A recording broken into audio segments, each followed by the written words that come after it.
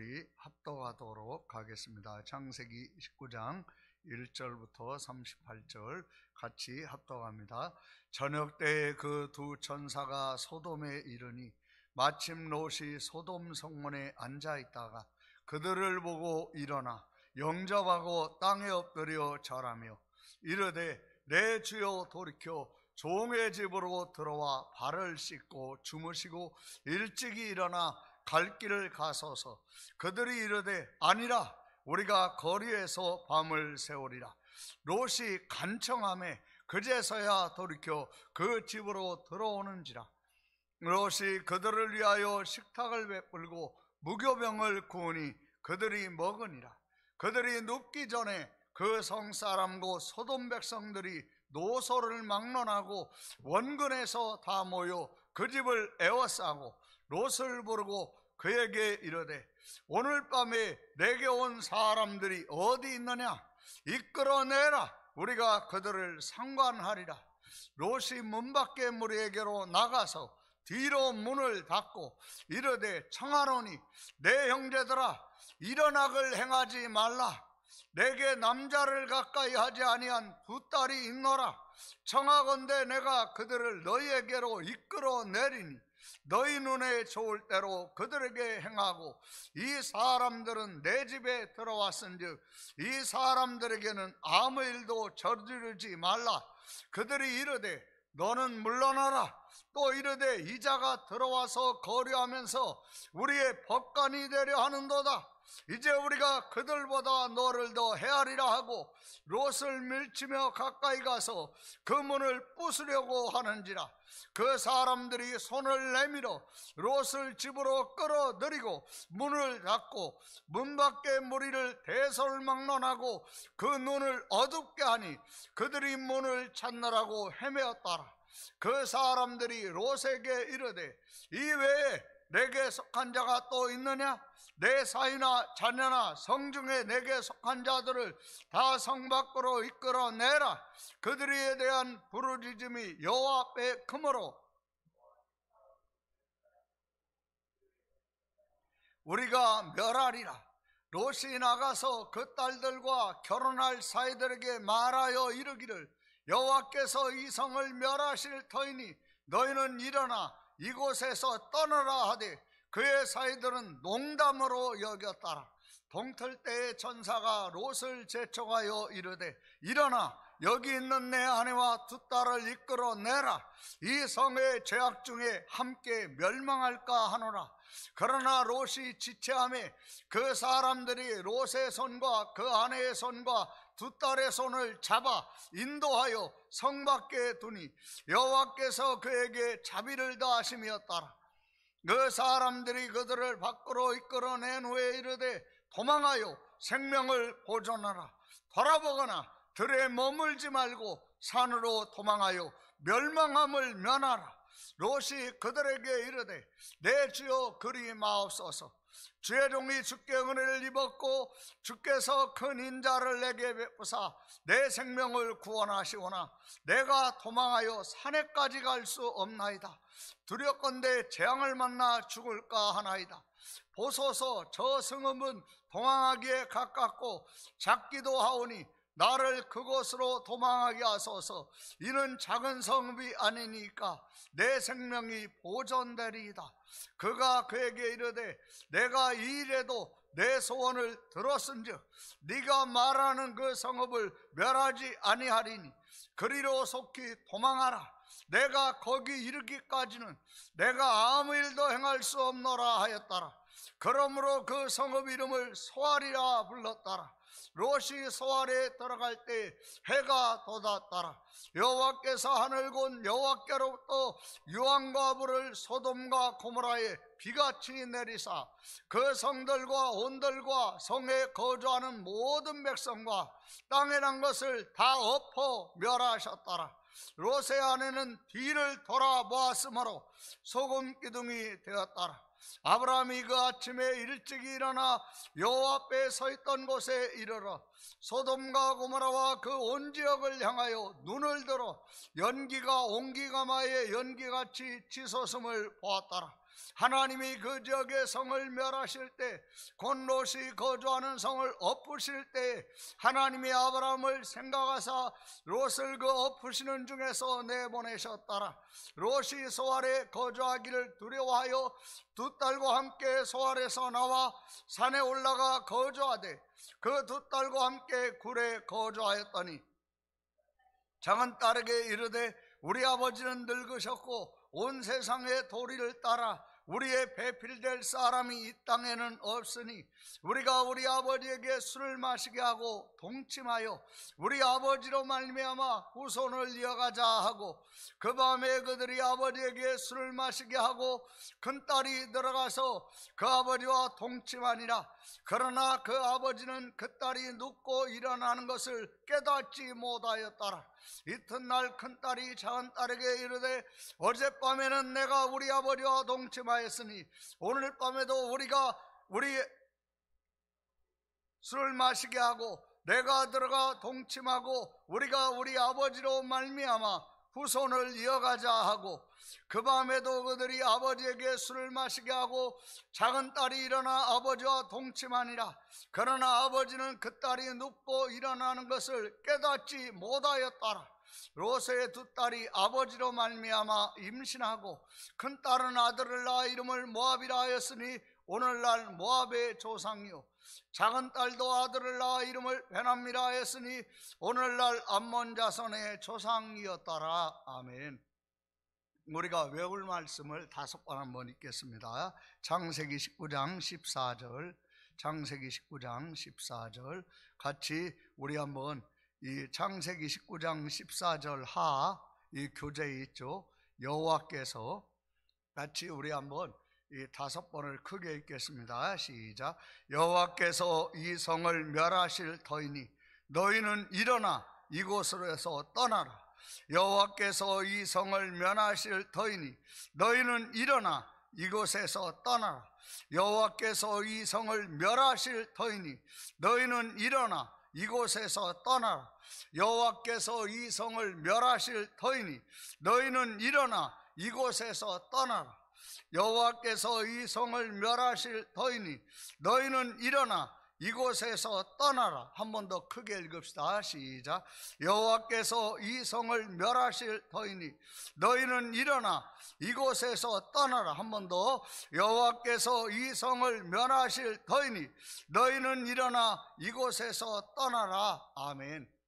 강사님이 하나님 말씀으로 여러분에게 말씀하실 때 어린아이 같이 들으면 복이 있습니다. 그리고 이 어린아이 같이 듣는 사람은 듣고 아는 대로 됩니다.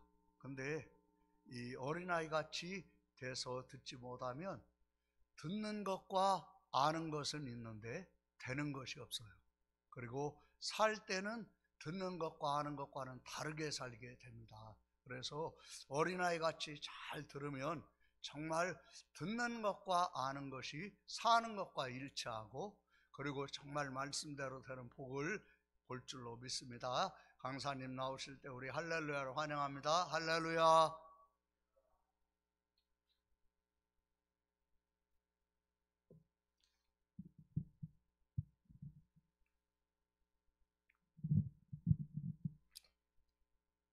여러분 반갑습니다.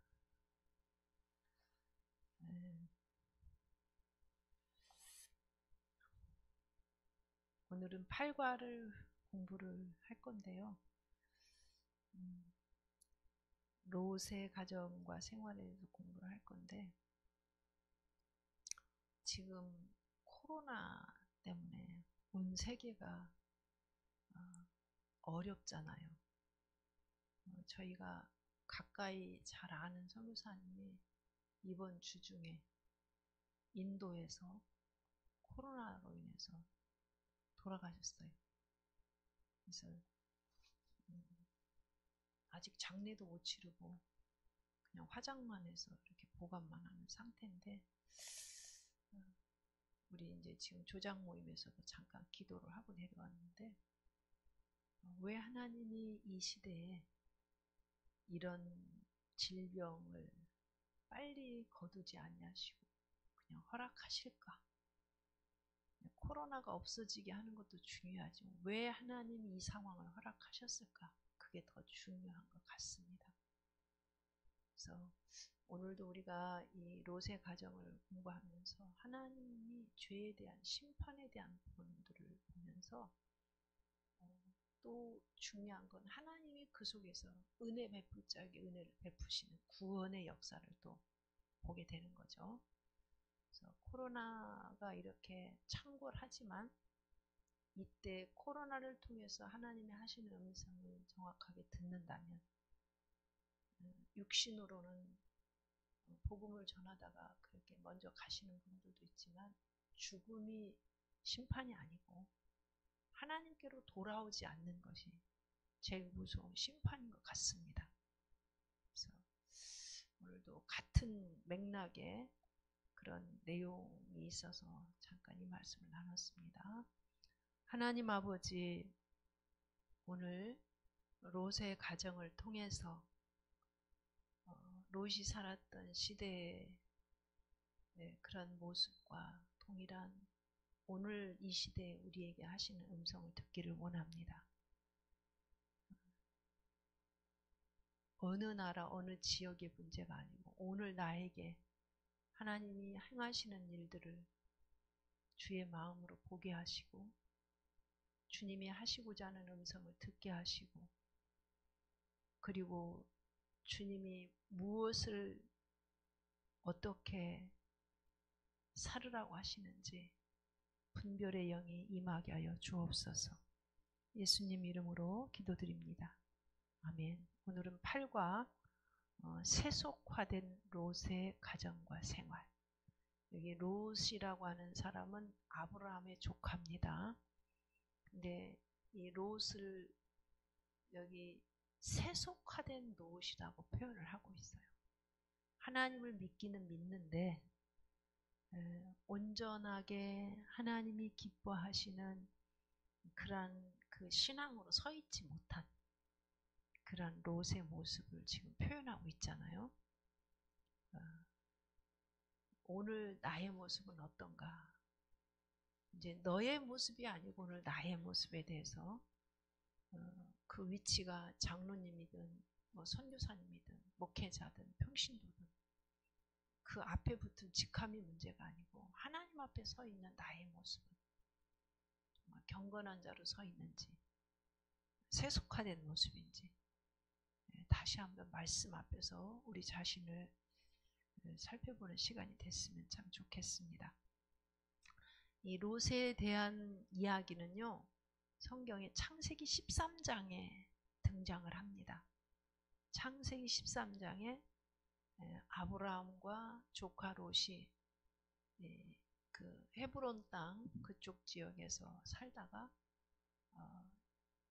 경제적인 그런 그 하나님의 축복으로 가축이 많아졌어요.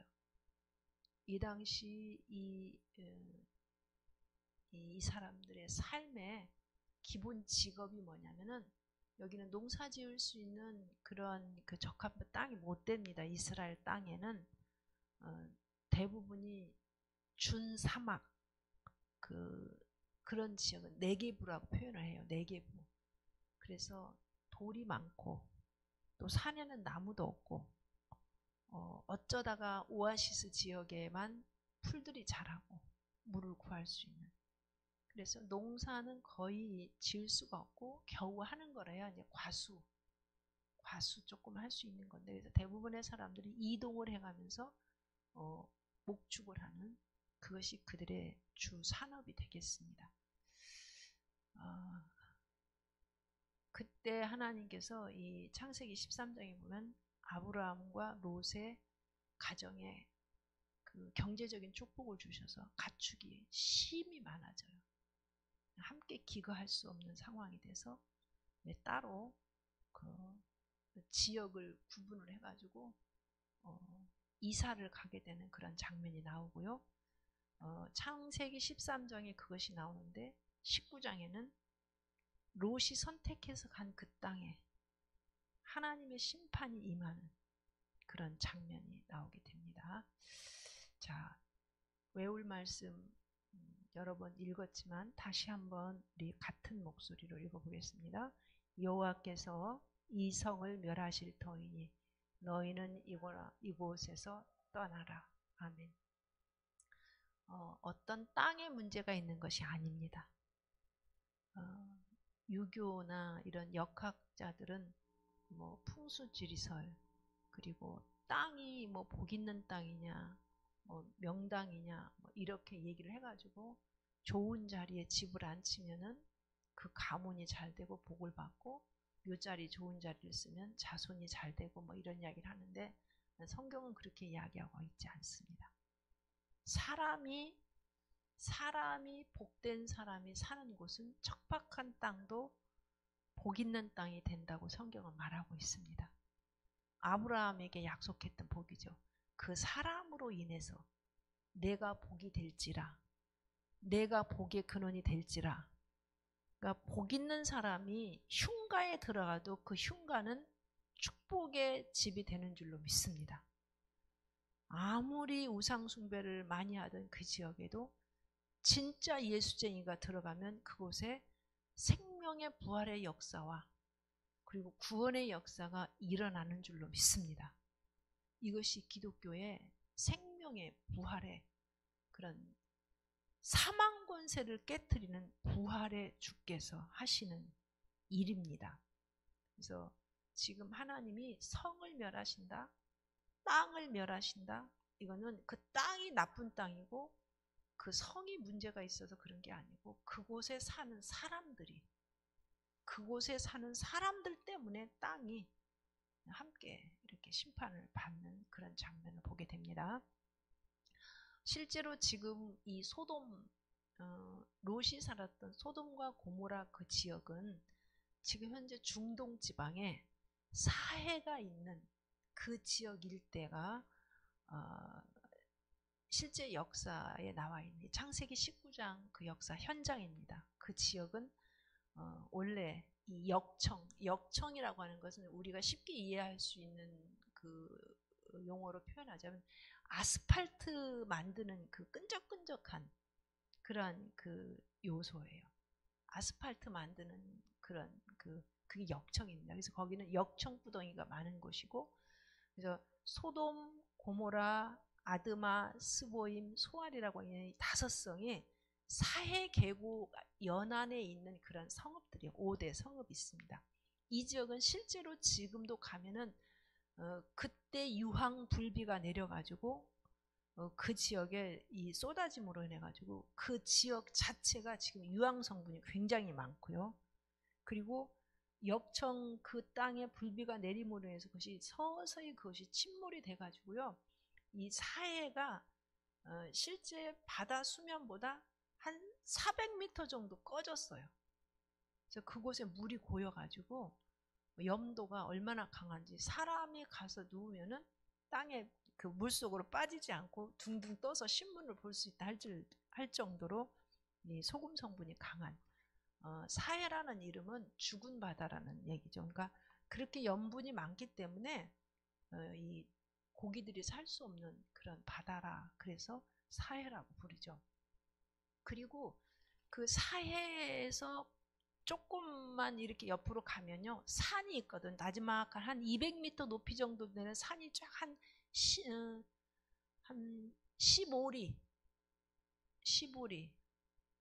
8km 10km 그러니까 한 13리 정도 되는 긴 거리에 걸쳐서 산이 있는데 그 산의 성분이 뭐냐면 소금 성분이에요. 에벨 우스돔이라고 하는 산이 있는데 그 산이 그 돌멩이들이요 염석입니다. 소금이 오랜 세월이 흐르면서 굳어져 갖고 만들어진 바위예요. 그래서 그곳에 이제 이 소금기와 유황 성분이 굉장히 강해가지고 지금은요 관광지로 유명하잖아요. 왜냐하면 그곳에 유황과 소금이 사람의 건강을 치료하는 그러한 의약 성분으로 이것이 활용이 되어져 가지고요. 그곳에 가서 이제 사람들이 이 피부병 같은 거 치료도 하고, 그리고 사해 이 이스라엘에 가면은 관광 상품 중에 중요한 게 뭐냐면 화장품. 머드 화장품이 유명한데 다 여기서 나오는 성분들이에요. 이 성분이 유황 성분이나 이런 성분들이 이 피부병 치료하는 그런 성분이 많아서 그런 건데, 이것이 다 이때 유황 불비가 내렸던 그 유황 성분 이 지역에 지금 실제로 쫙 깔려져 있는 이런 그 지역으로, 그래서 치료 휴양지로 지금은 많이 사람들이 그것을 찾고 있는 지역이 되었습니다. 자, 어쨌든 이 롯이 살았던 이 소돔과 고모라 성은 옛날에 나오는 신화적인 그런 도시가 아니고요. 실제로 사람이 살았던, 지금도 역사의 현장에 보존되어 있는 그런 지역이라 하는 것을 여러분들한테 알려드리는 겁니다. 자, 집중 탐구 목표를 보면요. 롯은 아브라함, 그러니까 삼촌을 통해서 하나님을 옆에서 보면서 경험하고 믿은 사람이에요. 그런데 믿음은 있었지만 그 믿음이 온전하지 않았어요. 그래서 세상의 부귀영화를 놓지를 못하고, 우리가 지난주에 아브라함에 대해서 공부할 때는 하나님께서 아브라함에게 본토, 친척, 아비집, 그러니까 아브라함이 이 세상에서 의지하고 선호하고 추구하고 그리고 놓기 싫은 그 모든 것들을 하나님이 손에서 놓으라고 했을 때 아브라함이 그것을 두고 본토, 친척, 아비집을 떠나잖아요. 근데 롯은 자기 삼촌 아브라함이 놓고 떠난 그것을 손에 붙잡고 자기가 거처할 할 장소를 결정할 때 그것을 얻기 좋은 땅으로 이사를 가서 그곳에 정착해서 살게 되는데, 그것이 자기 삶의 부유와 풍요는 보장해 줬을지 모르지만 오늘 창세기 19장에 보면은 그 가문이 정말 비참하게, 롯은 구원을 받지만 그 가족들의 이 모습을 보면요, 정말 굉장히 가슴 아픈 모습을 우리가 보게 되는 겁니다. 그래서 이 세상 부귀 영화를 추구하다 보면 거룩함을 상실하게 되고, 하나님 백성으로서 하나님이 약속하신 약속을 보장받을 수 없는 그런 안타까운 현실이 있는 것을 우리가 보게 되는 겁니다. 자, 그리고 구원을 받긴 받았는데 불 가운데서 구원을 받았다. 이건 무슨 얘기예요? 여러분, 목욕탕에 불이 났어요. 그럼 목욕탕에 불 났을 때 사람들이 살기 위해서 옷을 막 제대로 단장을 하고 나와요? 아니면 그냥 빨가벗은 채로 튀어나와요? 딱 그 모습, 부끄러운 구원이란 얘기예요. 불 가운데서 구원을 받았다. 그것은 나름 신앙생활을 한다고 했는지 모르지만 하나님 앞에 설 때는 정말 부끄러운, 그래도 구원은 받아서 다행이긴 하지만 평생토록 이 세상에서 살면서 하나님 앞에 가서 내놓을 곳이 없고 오히려 부끄러운 모습으로 설 수밖에 없는 그런 구원자가 되었고, 안타깝게도 그 가족을 절반은 잃어버리는 그런 현실을 우리가 보게 됩니다. 자, 함께 생각해 봅시다. 성공한 가정이라면 어떤 가정을 말하는 것입니까? 여러분 성공하고 싶잖아요. 여러분 가정이 성공하고 싶잖아요. 여러분 자녀들이 성공하기를 원하잖아요. 이 성공이라는 개념이 성경에서 말하는 성공과 세상에서 말하는 성공의 개념이 다른 거예요.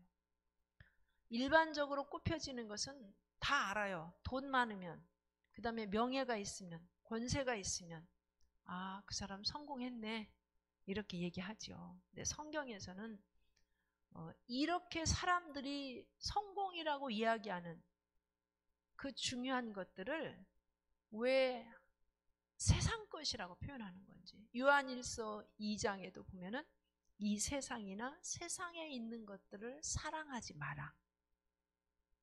왜냐하면 그 이유를 설명하기를 이 세상이나 세상에 있는 것들에 하나님의 사랑이 그 속에 없기 때문이다. 세상이나 세상에 있는 것들의 내용은 뭐예요? 보암직하고 먹음직하고 지혜롭게 할 만큼 탐스럽게 하는 건데, 그러니까 이게 안목의 정욕과 육신의 정욕과 이생의 자랑. 창세기 3장으로 가면은 보암직하고 먹음직하고 지혜롭게 할 만큼 탐스러운 것들. 그것이 뭐예요? 사람들이 보암직하고 먹음직하고 지혜롭게 할 만큼 탐스럽게 하는 것이 모든 사람들이 다 공통적으로 원하는 게 돈이나 명예나 권력이나 미모나 그 다음에 학력이나 우리 다 누구나 다 아는 그런 것들을 사랑하지 말라는 거예요. 그런 것들이 필요 없다는 게 아닙니다. 우리가 세상에서 사는데 그런 것들은 필요해요. 그러나 사랑하지 말라고 하고 있어요. 사랑하지 말라. 왜냐하면 그 속에 하나님의 사랑이 있지 아니함이라. 예수 믿는 사람들도 그런 게 필요해요.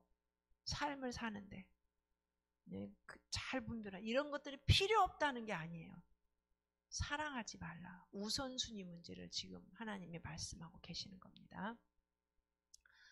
자, 솔로몬은 이것들을 들어 말하기를 내가 하야하려서 한 가지 패단이 있는 것을 보았나니 이는 사람에게 중한 것이라. 어떤 사람은 그 심령의 모든 소원에 부족함이 없이 재물과 부여와 존귀를 하나님께 받았으나 능히 누리게 하심을 얻지 못하였으므로 다른 사람이 누리니 이것도 헛되어 악한 병이로다 하고 하였습니다. 믿음의 가정에서 장성한 롯이 기름진 땅에 들어가 재산을 모으고 살다가 봉변을 당하는 롯의 가정과 생활은 우리 가정의 경종이 될 것입니다. 우리가 이런 말씀의 자리에 온 이유는 무엇입니까? 정말 죽도록 수고하고 세상에서 얼마나 하루하루 사는 게 고달픈 삶이기도 합니까? 그렇게 삶을 살았는데 이렇게 부끄러운 구원 백성으로 하나도 손에 쥐지 못하고 그 유황 불빛 속에 다 불태워 없어지고 심지어 집까지 그냥 몸만 빠져나올 수밖에 없는 이러한 형편이 되었다면 그 수고한 것이 다 무슨 의미가 있겠어요? 우리의 삶 가운데 적용해야 될 부분이 있기 때문에 오늘 이 말씀을 공부를 하는 것입니다. 자, 첫째, 세상의 부귀를 찾아간 롯의 가정. 창세기 13장 말씀으로 이제 돌아가겠습니다. 자, 아브라함의 집에서 성장한 조카 롯은 그 롯의 아버지가 일찍 죽었어요. 그래서 할 수 없이 이 아브라함은 자식도 없었지만은 조카를 아브라함이 데려다 기른 거예요. 그래서 아브라함과 함께 하나님의 축복을 받아서 갈대아 우르를 떠나고 하란을 떠나서 이제 그 아브라함과 함께 복을 받게 되었죠. 창세기 13장 6절 말씀을 보겠습니다. 그 땅이 그들이 동거하기에 넉넉하지 못하였으니 이는 그들의 소유가 많아서 동거할 수가 없었음이니라. 하나님이 아브라함에게 본토 친척 아비 집을 떠나라 말씀하시고 갈 바를 일러주지 않아서 히브리서에 보면 분명히 아브라함 어디로 가야 될지 하나님 지시하진 않았지만 내가 너에게 지시할 땅으로 가라. 그 말씀만 하시는 그 하나님의 인도하심을 따라 하루하루 한 걸음 한 걸음 인도를 받아서 마침내 도착한 곳이 가나안 땅이었고 그곳이 하나님이 인도한 땅인 것을 알게 되고 그곳에 정착을 하게 되죠. 그래서 헤브론 지역에 그 가나안의 헤브론 지역에서 정착을 해서 이제는 하나님이 다 버리고 떠났는데도 불구하고 얼마나 그 소유가 많아졌는지 조카 롯과 아브라함의 그 가족이 함께 살 수 없을 만큼 이들의 그 가축이 굉장히 많아진 거예요. 그래서 많아지다 보니까 롯의 목자들과 아브라함의 목자들 사이에 목축을 하는 다툼이 생긴 거예요. 이런 상황이 발생하게 된 것을 보게 됩니다. 자, 따라서 많아진 양떼들을 먹이는 아브라함의 목자와 롯의 목자가 서로 다투는 일이 많아지므로 하나님이 이제 교통정리를 하신 거죠. 갈라서도록 롯을 독립시켜도 될 때가 이제는 되었다고 하나님 말씀하시는 거죠. 가정의 화목이 경제적인 문제로 끼어지고 친척 간의 관계가 이권 문제로 악화되는 일이 요즘에 많죠. 자, 믿음의 가정은 세상의 재물 때문에 화평을 이르려 하지 않습니다. 여기 아브라함의 믿음이 참, 아브라함의 마음이 얼마나 귀한 마음인지 이제 우리가 보게 됩니다. 자, 아브라함은 믿음으로 양보했어요. 이거 여러분, 돈 문제가 관련돼 있는데 자기의 그 기득권 문제가 관련, 지금 롯은 주장할 게 아무것도 없어요. 삼촌 때문에 안전하게 성장했고, 또 삼촌 때문에 사실 그 땅에 같이 와서 기거하면서 경제적으로도 부유해졌잖아요. 그런 상황인데 복을 받을 수 있는 마음의 그릇이 이 삼촌 아브라함과 조카 롯을 비교해 보면은 이게 비교가 안 되는 마음 그릇인 것을 우리가 보게 됩니다. 자, 분쟁하는 곳에 불을 끄는 일을 양보 외에 다른 길이 없습니다. 가정 안에서 식구가 양보하는 일, 친척 간에 우리 가정이 먼저 양보하는 일, 그것은 하나님의 축복에 따르는 길입니다. 자, 8절 9절 말씀을 한번 볼까요? 창세기 13장 8절 9절. 아브라함이 롯에게 이르되 우리는 한 친족이라 나나 너나 내 목자나 네 목자나 서로 다투게 하지 말자. 네 앞에 온 땅이 있지 아니하냐? 나를 떠나가라. 네가 좌하면 나는 우하고 네가 우하면 나는 좌하리라. 아멘. 자, 아브라함의 이 마음이, 아브라함이 스스로 이 마음을 가졌을까요? 하나님이 주셨을까요? 하나님이 주신 마음이에요. 인간의 마음은요, 너나 할 것이 누구나 다 이기적이에요. 자기중심적이에요. 그래서 더 소유하고 싶고, 자기가 어떤 상황이 벌어지면 자기가 그 권위를 가지고 자기가 기득권 행사를 하려고 하는 게 인간의 이기심이잖아요. 근데 아브라함의 마음 가운데 사람이 가질 수 없는 그런 마음을 지금 표현하고 있잖아요. 자, 너와 내 앞에 땅이 많다. 그러니까 선택을 하는데 네가 먼저 선택해라 이거예요. 네가 먼저 선택하면 네가 선택하고 나머지를 내가 가지마. 와, 이거 쉽지 않은 얘기잖아요. 여러분, 이런 상황이 발생하면 이게 보통 사람이 가질 수 있는 마음입니까? 이 아브라함이 정말 하나님과 동행하고 하나님이 부어진 그 마음을 따라서 한 걸음 한 걸음 살아가는 사람이 확실합니다. 그냥 아브라함 당신의 삶을 이끌어 가시고 부를 주신 분도 하나님이시고 앞으로 자기의 삶을 이끌어 가실 분이 하나님인 거에 대한 신뢰가 없으면 모든 걸 다 앞에다 놓고 조카 롯이 다 가져가면 어떡할 거야? 그런데도 내가 먼저 결정하고 너는 내가 시키는 대로 해도 지금 아무도 이 일을 걸 사람이 없어요. 아브라함이 주권을 가지고 있으니까. 그럼에도 불구하고 아브라함은 네가 좌하면 나는 우하고 네가 우하면 나는 좌하리라. 하나님과 함께 사는 사람에게 부어진 하나님의 마음이 바로 이런 마음인 줄로 믿습니다. 그래서 이게 이제 요즘 교회에서 많이 쓰는 말로 권리포기, 권리포기. 아브라함이 본토 친척 아비집을 포기하고 나올 수 있는 그 마음. 하나님을 만난 사람만이 할 수 있는 거예요. 하나님을 만난 사람만이. 이 아브라함이 대단한 양보심이 있었던 게 스스로에게 주어진 마음이 아니고 하나님을 갈망하고 하나님 뜻대로 살려고 하니까 하나님의 마음을 계속 부어주시는 거죠. 근데 선택을 하는 거 보면 다 잃어버려야 바보 같은 선택이잖아요. 근데 하나님은 아브라함 그 중심을 보시고 그 중심에 하나님이 기뻐하는 그 뜻을 따라 움직이고 있는 아브라함을 하나님이 아브라함에게 보고 주시는 거예요.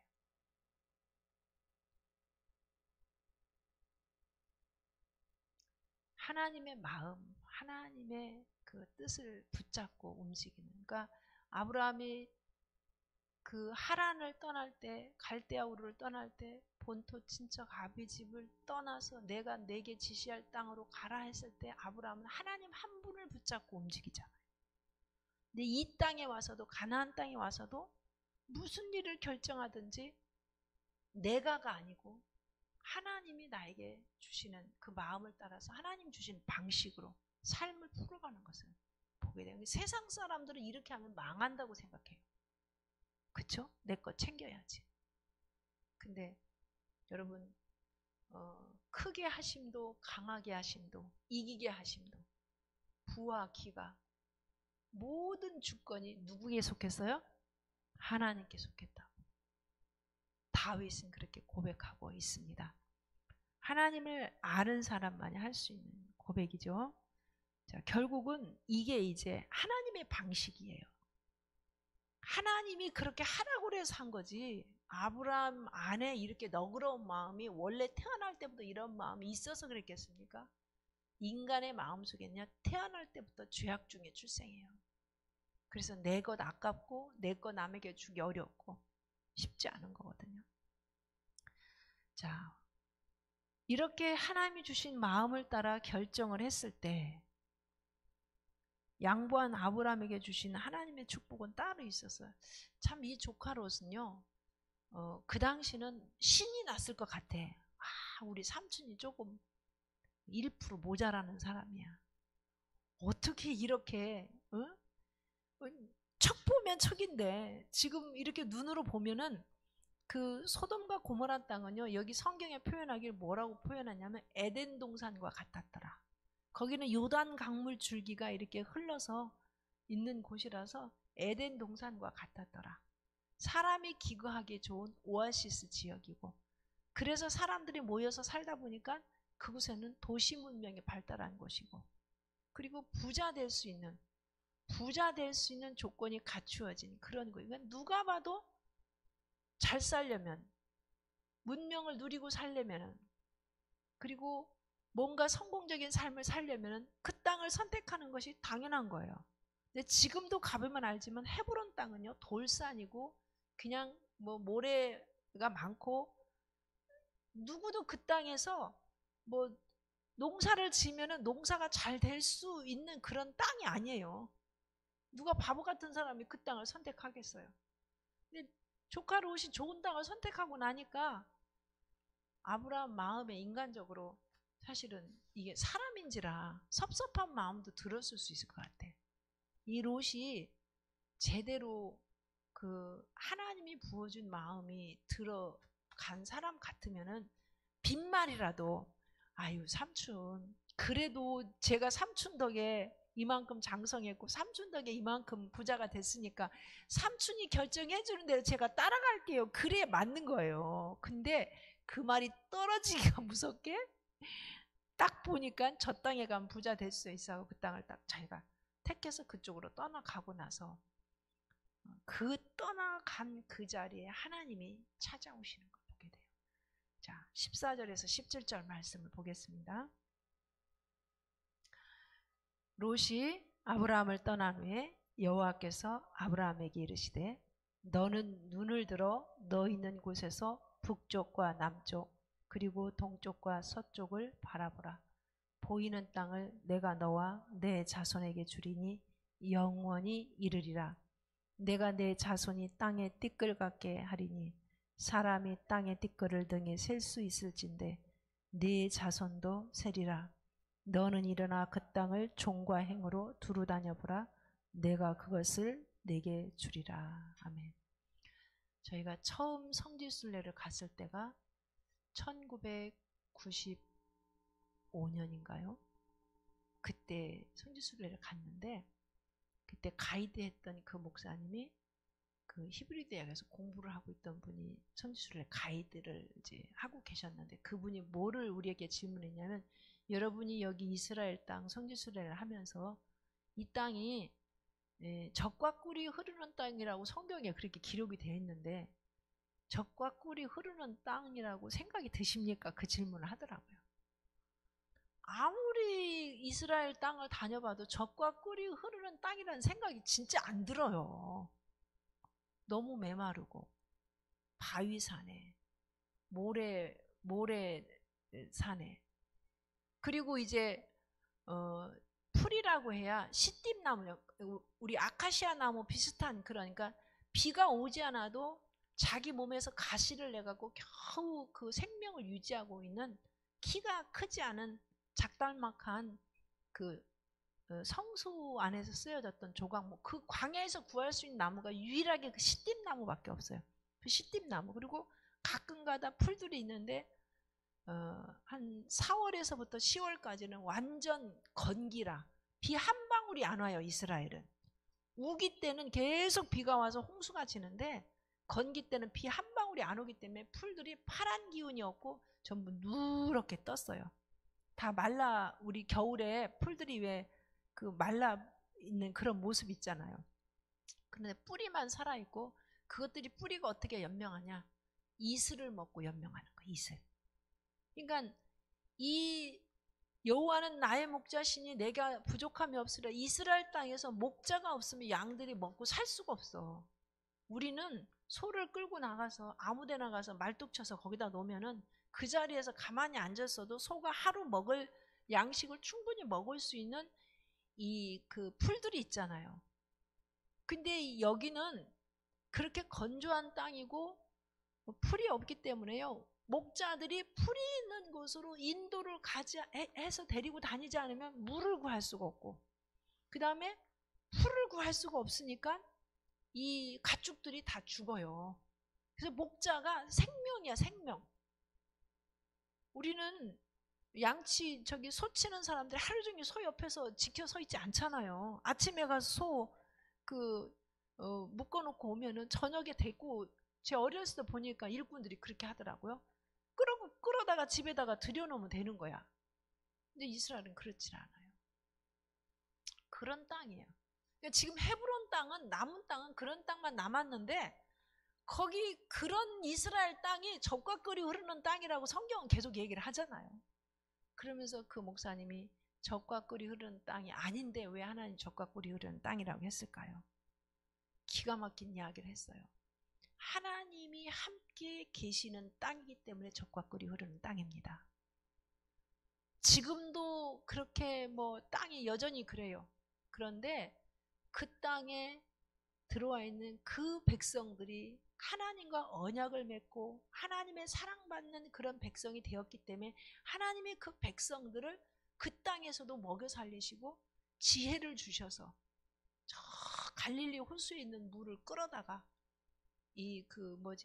상수도 파이프로 연결을 해가지고 땅을 개간하고, 땅도 애지간한 땅은 개간이 안 되죠. 왜냐면은 6개월씩 비가 안 오는데 그걸 무슨 수로 그 물을 공급을 해서 농사를 짓겠어요. 그래도 약간 물줄기가 있는 요단강 그 지역에는 그런 식으로 해서 집단 농장을 만들어가지고 농사를 짓고, 그리고 하나님이 이스라엘 백성들에게는 지혜를 주잖아요. 지혜. 마음을 다하고 뜻을 다하고 힘을 다해 여호와를 사랑하면 너희를 머리 되게 하고 꼬리 되지 않게 하겠다. 지혜를 줘서 전 세계 어디를 가도 유대인들이 장악하고 있는 정치, 경제, 문화, 사회 모든 영역의 그 리더십들을 빼면은 세계가 움직이질 않아요. 미국에서 은행에서 유대인들이 돈을 빼가면요, 미국 경제가 돌아가질 않습니다. 노벨상에 이 유대인들 지금 숫자가 얼마 안 되잖아요. 그런데도 노벨상의 30% 이상 유대인들이 다 가져가잖아요. 인구 프로테이지로 보면 중국 사람들이 지금 전 세계 한 70억 중에 17억, 18억이야. 인도 사람들이 13억이에요. 그 사람들이 가져가야 되는데 그 사람들이 가져가는 건 지극히 적은 숫자. 하나님의 축복은 눈에 보이는 어떤 땅에 있는 게 아니고요. 하나님이 함께 하시느냐 함께 하시지 않느냐 여기에 있습니다. 믿으십니까? 아무리 안 되는 것도 하나님이 함께 하시면 되는 거예요. 코로나 때문에 안 된다 해도요. 어저께도 우리 이제 아들 목사 집에서 같이 이야기를 하고 그러고 왔는데, 안 된다도 이 코로나 시대에 잘 되는 사람들은 또 엄청 잘 돼요. 하나님이 함께 하시는 그곳이 그게 축복인 줄로 믿습니다. 자, 그래서 롯이 떠나고 난 다음에 하나님의 말씀이 임해. 이게 무슨 의미가 있을까요, 여러분? 롯이 떠나고 난 다음에 하나님이 아브라함에게 말씀을 하신다니까요. 아브라함이 공허하게 느낄 때예요. 배신감을 느낄 때예요. 어떻게 저 녀석을 키웠는데, 어떻게 저렇게 나를 두고 그냥 뒤도 안 돌아보고 그 좋은 땅으로 휙 떠나버릴 때 인간적으로는 무슨 생각이 들겠어요. 그런데 그때 하나님이 아브라함에게 찾아오셔서 말씀하시는 거예요. 너 눈을 들어 봐라. 그리고 네가 동서남북으로 쳐다보고 네가 종과 행으로 행해봐라. 네가 보이는 땅, 네 발이 닿는 곳에 내가 너와 내 자손에게 주겠다. 아멘, 할렐루야. 아멘. 하나님을 사랑하고 하나님을 선택하고 하나님의 말씀이기 때문에 하나님의 마음을 따라 살아가는 자에게는 하나님이 복되게 하시는 줄로 믿습니다.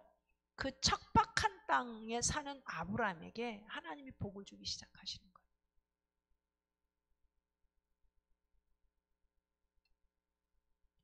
축복의 개념이 다르다는 걸 우리는 알아야 됩니다.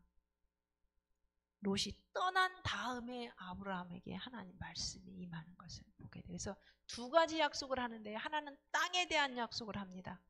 보이는 땅을 누가? 하나님이 아브라함에게 그리고 네 자손에게 줄 텐데 언제까지? 영원히. 그러니까 실제로 지금 지중해부터 시작해가지고 요단강 서편 그 가나안 일대가 이 이스라엘 백성들이요 로마의 그 통치 때 AD 70년에 디도 장군에 의해서 예루살렘 성이 함락되고 성전이 완전히 파괴되고 그 성전 서쪽 벽만 남은 이후로 그 유대인들이 이제 서서히 그 지역을 떠나가지고 전 세계로 흩어지잖아요. 그래서 방랑민족이 돼요. 그게 1948년에 이스라엘이 다시 독립국가로 세워질 때까지 거의 1900년 가까운 세월을 나라 없는 그런 민족으로 러시아에 독일에 뭐 여기저기 전 세계에 흩어져 가지 않은 곳이 없을 정도로 유대인들의 방랑 생활이 시작되어지는 것을 보게 됩니다. 그런데 결국 지금 그 땅에 이스라엘이라고 하는 나라가 세워지게 됐죠. 어쨌든 보이는 땅을 너와 내 자손에게 줄 건데 영원히 이르게 할 것이다. 그리고 자손에 대한 축복을 주세요. 내 자손을 땅에 띠끌 갖게 하겠다. 이 띠끌이라는 단어는 뭐예요? 셀 수 없다는 표현이에요. 많다는 표현이에요. 하나, 둘, 셋, 넷 셀 수 없는 숫자가 되게 하겠다. 지금 아브라함에게는요 자식도 없어요. 아직 자식을 그 이삭이 출생하기 이전에 그런 그 모습이죠. 그러니까 이런 그 롯이 소돔과 고모라 땅을 선택해서 떠나고 난 다음에 그 척박한 땅에 복이라고 하는 것을 찾아보기 힘든 그 땅 가운데 하나님이 찾아오셔 약속한 것은요 현실적으로 뭐 하나도 이루어질 가능성이 없는 그런 이야기들이었어요. 땅을 너에게 주겠다. 거기 뭐 원주민들이 살고 있잖아요. 그리고 내 자손을 주겠다. 지금 자식이 하나도 없어요. 창세기 12장에 떠나라 그래서 떠났고 13장은 가나안 땅에 도착했고 그리고 아직 자식이 없는 그런 상태. 그러니까 결국은 이 하나님의 백성은요 하나님이 축복 주시기로 작정하면은 복을 받을 수밖에 없는 존재입니다. 복이 어디서부터 와요? 내가 사업을 잘해서 내가 공부를 많이 해서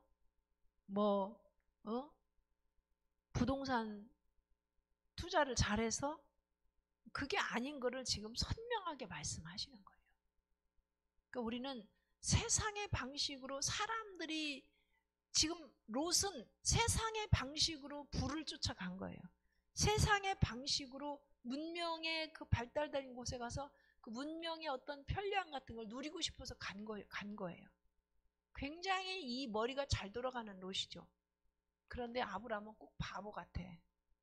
자기가 차지할 것도 다 조카한테 지금 빼앗긴 상태야. 그런데 놀라운 것은 이런 아브라함에게 하나님이 내가 너 잘되게 해줄게. 너 지금 좋은 땅 롯이 차지해갖고 마음이 씁쓸하지? 내가 보이는 땅 너에게 다 줄게. 너 자식 없잖아. 내 자손을 띠끌하게 많게 하겠다. 그 약속을 하시는 거죠. 그러니까 하나님이 축복의 근원인 것을 우리는 알아야 됩니다. 누구를 사랑해야 돼요? 그래서 누구를 사랑해야 돼요? 축복받기 위해서요? 아니요. 그분은 마땅히 섬김을 받으시고 마땅히 예배를 받으시고 마땅히 사랑을 받으셔야 될 존재이기 때문에 우리가 마음을 다하고 뜻을 다하고 힘을 다해서 하나님을 사랑해야 될 줄로 믿습니다. 세상의 부귀영화는 하나님을 사랑하는 자에게 이미 하나님이 선물로 약속하신 것들이에요. 첫날 첫 시간부터 제가 계속 강조해서 말씀하시요. 생육하고 번성하고 충만하고 다스리고 정복하고, 이 기본적인 축복은요, 우리를 이 땅에 생명체로 보낼 때 하나님이 이미 복을 주셔서 보낸 거예요. 왜 그럼 내 생에 풀어지지 않냐? 내가 하나님을 하나님으로 바로 모시고 하나님을 마음을 다하고 뜻을 다하고 힘을 다해서 하나님의 이름에 합당한 신뢰와 존경과 그분을 경외함과 그분을 섬기는 그 자리에 있지 못하기 때문에 열매가 맺히지 않는 거예요. 하나님의 백성임에도 불구하고 삶의 방식을 자꾸 하나님 없는 사람들이 선택하는 그 삶의 방식을 쫓아가기 때문에 너무나 안타까운 모습인 거죠. 여러분, 우리는 세상에 살지만 하늘의 시민권을 가진 이중 국적을 가진 사람들이에요. 이 세상에 하나님을 모르는 사람들도 누가 복을 주셔야 돼요? 하나님이 복을 주셔야 돼요. 하나님의 백성은 말할 것도 없어요. 우리는 이 세상의 법을 따라가지만은 주 안에서 하나님을 마음을 다하고 뜻을 다하고 힘을 다해서 하나님을 사랑하기 때문에 그분이 우리 마음에 주시는 그런 감동과 하나님이 주시는 마음을 따라서 삶을 살아가게 되면 이 세상의 법은요, 하늘의 법에 비하면은 이 세상의 법은 아주 수준이 낮은 법이에요. 그래서 도덕이나 윤리나 세상의 법들은요, 저절로 지켜지게 되어 있는 줄로 믿습니다.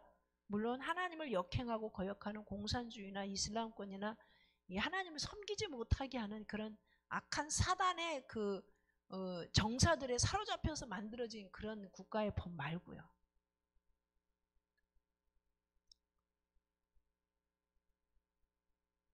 그래서 우리가 이 사실만 정확하게 우리 마음 가운데 심겨지면요, 세상에 살면서 정말 하나님을 잘 믿는 것 외에는 다른 길이 없는 것을 알기 때문에 세상을 끼웃거리면서 마음의 혼란과 혼돈 속에서 방황하지 않는다는 사실이에요. 바보 같아도 하나님이 주신 마음을 따라 하나님의 방식으로 삶을 하루하루 살다 보면 하나님이 때가 되면 아브라함에게 나타나셔서 말씀하신 것처럼 우리 개별적으로 우리 한 사람 한 사람에게 주님이 갈 길을 보여주시고 행할 바를 들려주시고 우리의 손을 잡아서 우리가 낙심하고 어떤 경우에는 지금 아브라함이 가장 공허하고 힘들 때예요. 그죠? 오직 유일하게 피부치라고 따라온 게 지금 롯인데 그게 글쎄 저 혼자 살겠다고 삼촌을 버리고 지금 그러고 떠나버렸으니까 인간 아브라함의 입장에서는 배신감에 공허함에 뭐 고향 떠나서 다 버리고 왔는데 얼마나 마음이 그렇겠어요. 예, 사람이 마음이 비워지고 나면 그때 하나님이 찾아오는 시간인 줄로 믿습니다. 그래서 이때 하나님이 떠날 때 약속했던 그 약속을 다시 한번 재확인하면서 내가 너에게 주마. 저 소돔과 고모라 땅이 복의 땅이 아니고 내가 너에게 만들어 주마. 그걸 지금 계속 확인시켜주고 있는 것을 보게 됩니다. 롯은요, 양보하려고 들지 않았어요. 롯이 선택한 것은요, 현실 중심적인 선택, 물질 중심의 선택, 쾌락의 선택, 안일의 선택, 자기 중심적인 이기적인 선택이에요. 아브라함은 바보 같지만 하나님 중심의 마음을 가지고 그리고 인내하면서 이타적인 그런 마음으로 기다렸더니 하나님이 아브라함에게 찾아오셔서 위로가 되시고 하나님이 직접 소망이 되시고 하나님이 아브라함에게 축복의 언약이 되셔서 아브라함을 붙잡아 주시고 이끌어 가시는 것을 보게 됩니다. 땅이 땅 때문에 사람이 복을 받는 것이 아니고 사람 때문에 땅이 복을 받는다. 여러분 믿으시죠? 네. 롯은 양보하려고 들지 않았어요. 그는 주어진 기회를 기름진 땅을 선택하는데 주저하지 않았어요. 행여 이 기회를 놓칠세라. 머리가 아주 잘 돌아가는 친구입니다. 가정의 안정과 미래를 위하여 하나님께 묻는 신앙적 행위가 가정의 대표자인 가정에게 정말 필요합니다. 롯은 적어도 아브라함이 그렇게 얘기했을 때 하나님께 물어봤어야 돼요. 하나님 저기가 좋아 보이는데요. 저기가 좋아 보이는데요. 제가 저기를 선택해야 될까요? 하나님은 어떻게 생각하세요? 이게 빠진 거예요. 우리 모든 하나님의 백성에게는 이게 빠진다면은 모든 것을 다 가진 것 같지만 그것이 나중에는 어마어마한 화근이 된다고 하는 것을 지금 롯을 통해서 롯의 가정을 통해서 하나님 우리에게 하시고자 하시는 음성인 줄로 믿습니다. 자, 롯이 선택한 지역의 특징이 나와 있습니다. 10절 말씀 보겠습니다. 10절 말씀. 이에 롯이 눈을 들어 요단 지역을 바라본즉 소알까지 온 땅에 물이 넉넉하니 여호와께서 소돔과 고모라를 멸하시기 전이었으므로 여호와의 동산 같고 애굽 땅과 같았더라. 아멘. 땅에 물이 넉넉하고 이게 우리는요 물이 하도 풍족한 나라에서 살기 때문에 이 말이 무슨 의미인지 실감이 안 나요. 근데 이스라엘 땅에서 땅에 물이 가득했다고 하는 것은 이건요 얼마나 귀한 일인지 몰라요. 그래서 이 아브라함도 그랬고 이삭도 그랬고 야곱도 그렇고 가는 지역마다 물 때문에 우물 때문에 다툼이 일어나잖아요. 우물 때문에 물이 귀하기 때문에 우물을 몇 개 소지했느냐에 따라서 그 사람이 부의 정도가 그리고 그 사람의 실세가 거기서 드러나는 거거든요. 그러니까 우물을 발견해서 팠는데 그 수맥을 찾아서 물을 팠는데 힘이 약한 사람들은 다 뺏기는 거야.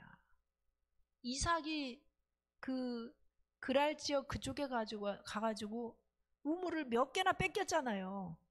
하나님이 이삭을 축복하시니까 가는 곳마다 이삭이 파는 곳마다 물이 나게 해가지고 결국 나중에 그 이삭이 그 우물을 자기 우물로 소유하게 되는 그런 것들을 보게 되는데, 자 어쨌든 물이 넉넉했다. 그리고 그 땅이 여호와의 동산 같고 애굽 땅과 같았다. 애굽 땅과 같았다는 거 뭐냐면 애굽 땅은요 나일강 그 주변에는요 아무리 기근더라도 이 강이 워낙 큰 강이었고 그 땅이 기름진 땅이었기 때문에 이 성경에서 이 비옥한 땅의 대표적인 그런 그 대표성을 띤 그 땅이 애굽 땅이었어요.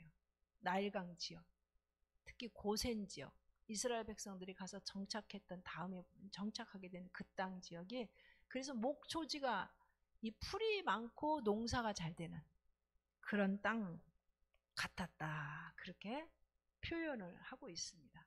그러니까 육에 속한 이 부에 대한 돈에 대한 관심이 많은 사람이 보니까 딱 눈에 보니까 저기는 가면 돈 벌 곳이야.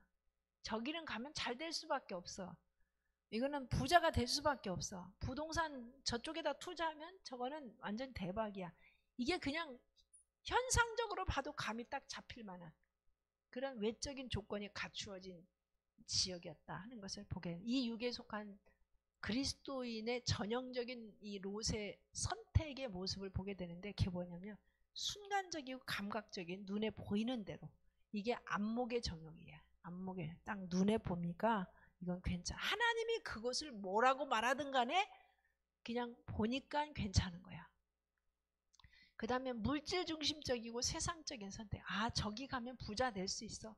아 저기 가면 문화생활을 누릴 수 있어. 아 저기 가면 그래도 좀 뭔가 혜택을 누릴 수 있는 그런 오늘날 얘기하면 사람은 나면 서울로 가야 돼. 왜냐하면 거기 가야 그래도 사람이 돈을 벌어도 뭐 공부를 해도 뭐를 해도 서울로 가야 돼. 이런 선택이란 말이에요. 하나님이 시골에 있으라고 그러면 시골에 있어야 돼. 맞아요? 직접 찾아오셔서 그러면 어떡하실 거야? 우리 나집사님 보고 야, 너 보따리 싸가지고 저쪽 거제도 아무도 모르는 그 시골 구석으로 들어가라고 하면 네 알겠습니다 되겠습니까? 아멘이래요. 아우 박수 한번 쳐주세요. 야, 하나님 그 믿음을 주옵소서. 그 믿음 줬다고 그곳으로 보내시는 하나님은 아니에요. 그리고요, 이 육의 사람은요 반드시 자기중심적이에요. 이기적입니다. 설령 그 땅을 선택한다 할지라도 인사로라도 삼촌한테 한 번쯤은 얘기를 해야지. 삼촌이 먼저 하셔야죠. 제가 먼저 하면 되겠습니까? 이거는 인간적으로라도 이렇게 하면 안 되는 건데 기회를 놓칠세라. 롯은요 두말하지 않고 물어볼 마음이 그 기회를 놓칠세라. 그냥 내가 저 땅 가지겠습니다. 그냥 선택을 해버리죠. 아주 이기적이에요. 그리고 정욕적인 선택이에요. 자기 마음에서 나는 욕심을 따라 선택한 거란 말이죠. 그리고 가장 결정적인 건 뭐냐? 하나님께 묻지 않고 이거예요. 하나님이 그 땅을 들어가라면 들어가는 거예요. 그것이 서울이든 시골이든 그것이 소돔과 고모라 땅이든 헤브론 땅이든 중요한 건 이겁니다. 우리 하나님의 백성에게는 하나님께 묻지 않고 롯이 선택했다는데 결정적인 문제가 있는 거예요. 잘 되는 것 같아도 하나님이 하지 말라고 할 수 있어요. 아주 망해버릴 것 같은데도 하나님이 하라고 할 수 있어요. 문제는 여기 있는 거예요. 자기 삼촌 아브라함은 이미도 그 갈대아 우르와 하란에서 다 자기 삶의 기반이 다 거기서 탄탄대로로 구축되어 있었어요. 본토 친척 아비집이라는 게 뭐예요? 안정적인 삶의 터전, 인간관계, 노후까지 다 보장되어 있는 그런 아브라함에게 떠나라. 그 말 한마디가. 그리고 다 리서치를 해보니까 네가 갈 그 땅은 이런 곳, 이런 곳, 이런 곳이야. 하나님 그 정보 하나도 안 줬어요. 그냥 내가 너에게 지시할 그 땅으로 가. 그게 전부였어요. 창세기를 보다 보면 그곳이 가나안 땅인 것처럼 드러나지만은 히브리서에 가보면 히브리서 11장에 가보면 갈 바를 알지 못하고 갔다. 그거 보면 하나님이 아브라함에게 처음 출발할 때 그 땅이 어딘지 안 가르쳐 줬다는 것을 우리가 짐작을 할 수가 있습니다. 자, 아무튼 롯의 결정적인 그 문제가 뭐였냐? 하나님께 묻지 않고 앞에 얘기한 것처럼 와, 눈으로 딱 보니까 저기야. 저기 가면 평생 경제적인 거 걱정하지 않고 살 수 있고 돈 벌 자신 있고 그리고 저기 가면 도시 문명의 이 길을 또 누릴 수 있고 또 이런 기회가 어디 또 다시 오겠어? 삼촌이 선택하기에 남한테 기회를 줬으니까 내가 먼저 선택하는 거야. 이런 모든 것들이 함께 발동이 되면서 가장 결정적인 것은 이거 하나님이 허락한 거 맞습니까? 하나님께 묻지 않고 선택했다는 거죠. 외형적으로 좋아 보이는 그곳이었어요. 자, 롯이 선택한 성읍 사람들은 그러면 어떤 사람들이었을까요? 13절 말씀을 보겠습니다.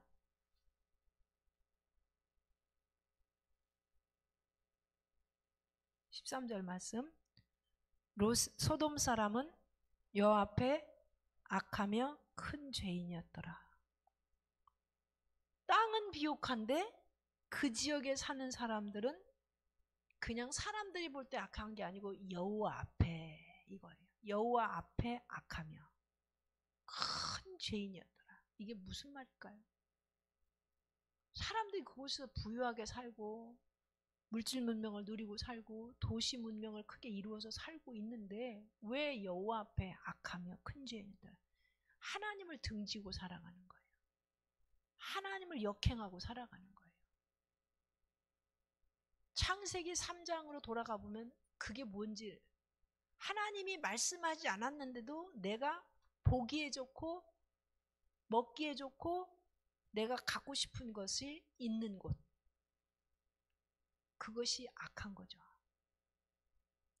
하나님이 말씀하시지 않았는데, 그게 중요해요. 하나님이 말씀하시지 않았는데 내 보기에 좋고 내가 먹고 싶고 내가 갖고 싶은 거, 그걸 선택하고 사는 게 악이고, 아예 그것이 그냥 삶에 굳어져서 살아가는 그런 사람들이, 그곳 사람들이 큰 죄인이었다. 이거 뭐냐면 하나님 앞에 돌아올 가능성이 없는, 완전히 자기 하고 싶은 대로 다 하고 사는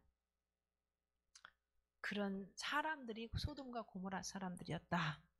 그렇게 표현을 하고 있습니다. 창세기 19장에 가면은 이 사람들은 그 자기 하고 싶은 대로 하고 사는 삶의 수준이 어느 정도, 그 쾌락을 추구하는 삶의 수준이 어느 정도였냐, 이제는 정상적인 가정생활에서 빗나가서 외도하는 거는, 그거는 말할 것도 없고 그것도 재미가 없어서 이제는 동성 연애로 그 쾌락을 즐기는 사람들, 이 소돔이라고 하는 이 단어에서요, 영어 소돔이라는 단어가 나왔답니다. 이 소돔이라는 단어는 뭐냐면요, 동성연애라는 뜻이에요.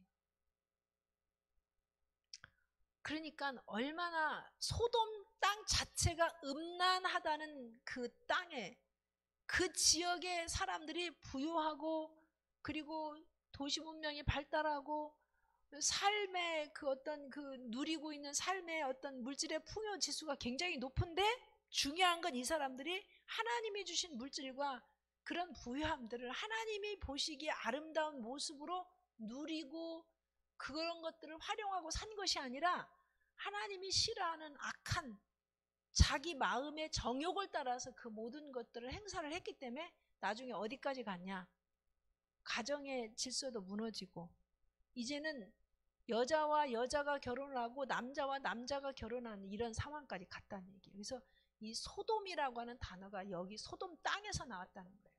동성연애라는 그런 단어가. 요즘 오늘날 시대가 어떻습니까? 기독교 국가에서 이 동성혼을 갖다가 합법화시키는 이런, 왜 그러냐면 많은 사람들이 그걸 원하니까, 많은 사람들이 그걸 주장을 하니까, 정치하는 사람들이 자기 정권을 유지하기 위해서 그 표를 얻어야 되니까 그걸 법으로 만드는 거예요. 그리고 어느 지역의 대통령, 뭐 정치 중요한 요직 인물들이 다 그런 동성애자들이고 동성혼을 하고 사는 사람들이 많아요. 그래서 그것이 자기들의 정욕을 마음대로 합법화시키기 위해서 법을 만드는 거예요. 하나님 너무너무 싫어하는 것입니다. 로마서 1장에 보면은 순리대로 쓸 것을 바꾸어서 영리로 쓰면 그게 뭐야? 하나님이 정하신 창조의 질서를 다 무시하고 자기의 정욕을 따라서 사는 거예요. 그리고 자기 혼자 그렇게 사는 것뿐만 아니라 그거를 법으로 만들어서 그냥 모든 사람이 합법화시켜버리는 거. 우리나라 국회에서 만약 이런 법들이 통과되면 우리나라 미래가 어떻게 되겠습니까? 이 소돔과 고모라서를 통해서 우리에게 얘기해 주는 거 뭐냐면 심판이에요. 심판입니다. 자, 물질에 부유한 롯이 결국은 어떤 상황에 처하게 됐냐? 베드로후서 2장 7절 8절을 보면 이 소돔과 고모라 땅에 들어가서 살던 롯이, 그 가족이 굉장한 부유한 물질 문명을 누리긴 했는데 그곳에 살던 롯의 삶은 어땠는지 베드로후서 2장 7절 8절 우리 보겠습니다. 무법한 자들의 음란한 행실로 말미암아 고통당하는 의로운 롯을 건지셨으니 이는 의인이 그들 중에 거하여 날마다 저 불법한 행실을 보고 들으므로 그 의로운 심령이 상합니다. 그들 속에 들어가서 살다 보니까 그 땅에 사는 사람들이 악하고 큰 죄인이다 보니까 불법을 행했다는 거예요. 이 불법은 뭐냐면 세상의 불법이 아니고 하나님이 보실 때 바르지 않은 것들을 그냥 물 먹듯이 마시고 그렇게 삶을 사니까, 그래도 하나님을 알고 믿었던 롯은 날마다 마음이 상하는 거예요. 날마다 그 마음이 고통스러운 거예요. 그래서 하나님을 믿는 그 의로운 심령이 상했다, 그렇게 표현하고, 또 나중에 우리가 오늘 그 배경 말씀을 읽었지만은 이 사람들이 소돔과 고모라 성의 그 불심판에서, 유황 불심판에서 천사의 손에 이끌려서 나오긴 했지만은 그곳에 살면서 이들 안에 너무나 많은 거룩이 훼손되어져 버렸어요.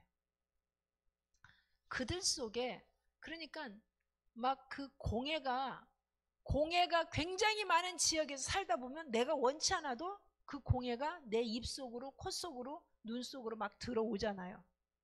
맞습니까? 그것처럼 이 죄악을 날마다 보다 보니까 무감각해져 가지고 그 땅에서 함께 살았던 롯도 술 먹는 게 아무렇지도 않았어. 의식을 잃을 정도로 술을 퍼마셔도 아무렇지도 않았어.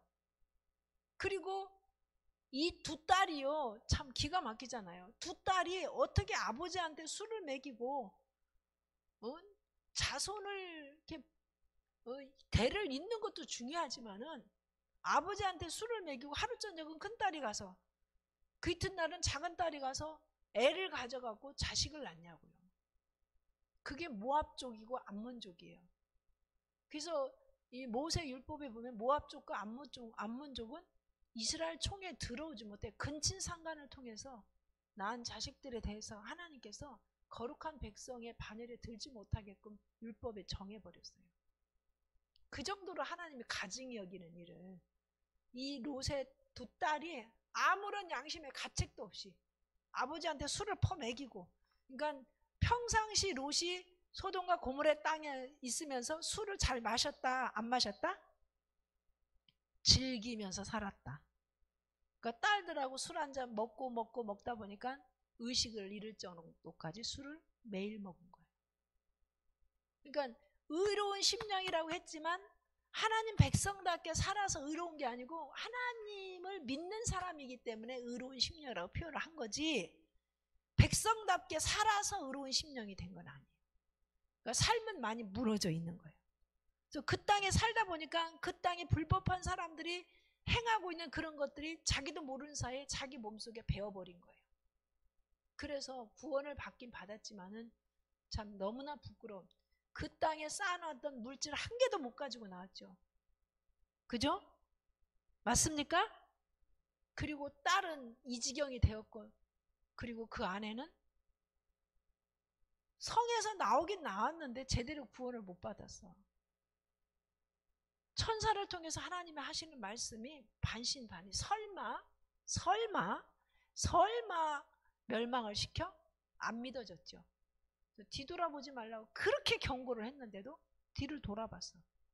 하나님을 불신하는 이 롯의 처는 구원의 바늘에 들지 못한 것을 보게 됩니다. 그래서 지금도 가면은 소금 기둥들이 많아요. 소금 산이 10리가 넘도록 있을 정도니까 여기저기 소금 기둥이 얼마나 많겠어요. 그래서 저게 롯의 처라고 성지순례 가면은 가이드들이 그렇게 얘기를 하는데, 어쨌든 그러니 롯이 그 에덴 동산 갔다 왔고 물이 넉넉해갖고 너무나 좋아 보이는 그 땅이 이렇게 롯의 몇십 년을 살고 난 다음에 그 삶의 열매가 너무나 불쌍해. 그리고 그 후손들이 명예로운 후손이 아니라, 그 이름이 빛나는 후손이 아니라 저주스러운, 하나님의 총에 들어오지 못한, 물론 이제 복음이 들어오고 난 다음에 예수 믿으면 다 구원을 받고 하나님 백성이 될 수 있는 그런 길을 열어줬지만, 그런 행실들이 얼마나 하나님이 싫어하면 그런 율법을 통해서 하나님이 말씀을 하셨겠습니까? 그러니까 우리가요, 이 사는 지역을 선택하는 거 얼마나 중요한지 몰라요. 지금 예수 믿는 사람들이 전부 무엇인가를 선택할 때 보면, 아, 돈 벌 수 있대. 아, 거기 가면, 그 학원 가면, 그 지역 가면 명문대학 보낼 수 있대. 어디 가면 뭐가 잘 될 수 있대. 그런 외적인 것으로 선택을 한다면 나중에 우리도 어떤 결과를 하나님이 하라고 하면 하시는 거야. 그런 묻지 않고 간다고 하는 것은 얼마나 위험한 일인지 우리가 여기서 알 수가 있습니다. 자, 이 선택이라고 하는 게, 선택은 자기 마음속에서 자기가 원하는, 자기가 정말 중요하다고 하는 것을 선택하잖아요. 그 사람이 선택하는 것을 보면 그 사람이 뭘 중요하게 여기는지 알 수가 있어요. 여러분이 똑같은 지금 이 시간에 뭐 사람을 만날 수도 있고 여기 와서 말씀을 들을 수도 있는데 굉장히 중요한 일들이 많이 있지만 말씀을 듣는 자리를 선택한다면 이 사람은요, 하나님 말씀을 듣고 사는 것이 내가 사는 길이라고 하는 그 중심에 그 가치가 있기 때문에 선택을 하는 거예요. 주일날 예배가 절대 가치가 있는 사람은요, 아무리 주일날 뭐 가문 안에 결혼식 아니라 별게 다 있어도 예배를 뒤로 밀리면서까지 그런 것들을 선택하지 않아요. 맞습니까? 그래서 때때로 관계에 있어서 하나님을 선택하다 보면은 잃어버리는 것도 있어요. 그런데 아브라함은 하나님을 선택했기 때문에 본토도 잊어버렸고 친척도 잊어버렸고 아비집도 잊어버렸고 그 소돔과 고모라 땅, 그 헤브론 땅에 와가지고 부자가 됐음에도 불구하고 또 그 기름진 땅도 조카 롯이 선택하는 바람에 잃어버렸고 잃어버린 게 많아요. 근데 아브라함의 중심에는 하나님이 언제나 가장 최우선순위에 놓였기 때문에 그 하나님을 붙잡고 하나님이 말씀하시는 것을 절대 가치를 두었기 때문에 그렇게 하나님을 따라가는 아브라함에게는 하나님이 복이 되어 주셨다는 사실이에요. 척박한 땅임에도 불구하고 아브라함을 하나님이 부욕해 하셨고 풍요롭게 하셨고 자손을 주셨고 약속하신 대로 땅과 자손을 영원히 하나님이 주시는 그 복을 오늘날까지 누리는 줄로 믿습니다. 우리들이 아브라함의 영적 자손이잖아요. 지금은 지중해에서 그 뭐 요단강 서편이 아니고 지금은 온 세계가 아브라함의 후손들로 편만한 줄로 믿습니다.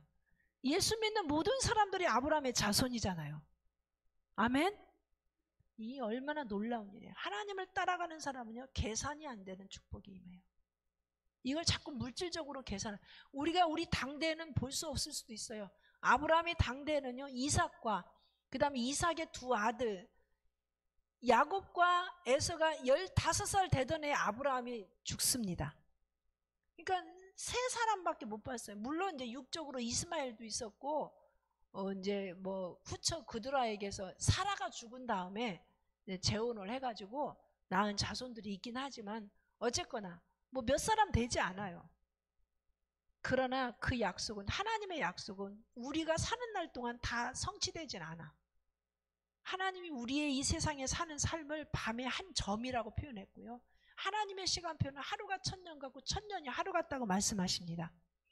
우리에게 약속하시고 감동을 주신 것은 오늘 내가 하나를 심으면 그것이 앞으로 1000년 뒤에 2000년 뒤에 어떤 열매가 맺힐지는 아브라함을 통해서 우리가 짐작하듯이 여러분들이 오늘 손해보는 선택이라도 정말 하나님과 그 말씀을 따라 선택해서 간다면 이것이 온 세계 열방이 여러분들로 인해서 생명의 구원의 복음이 흘러가고 하나님의 역사가 일어나는 그런 일들이 일어날 수도 있을 줄로 믿습니다.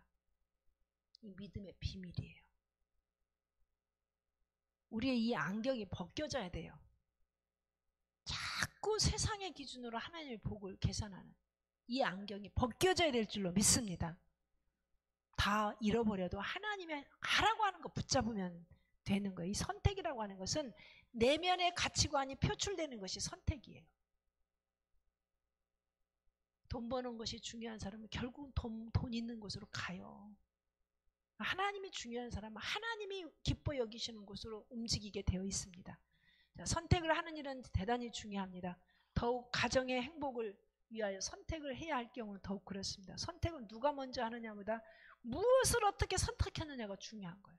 아브라함은 조카 롯이 먼저 다 선택하게 하고 선택할 게 없었어. 남은 게 아브라함 거니까. 근데 그 땅을 보면 기가 막힌 땅이에요. 돌멩이 땅이고 농사 지을 수 있는 땅도 아니고 풀도 안 자라고 목초지도 아니고. 그런데 아브라함 중심에는 뭐예요? 하나님 그분을 쫓아가는 그 중심은 절대 놓칠 수 없는 중심이었기 때문에 하나님이 그 중심을 보시고 하셔서 아브라함의 복이 되어 주셨다는 사실입니다.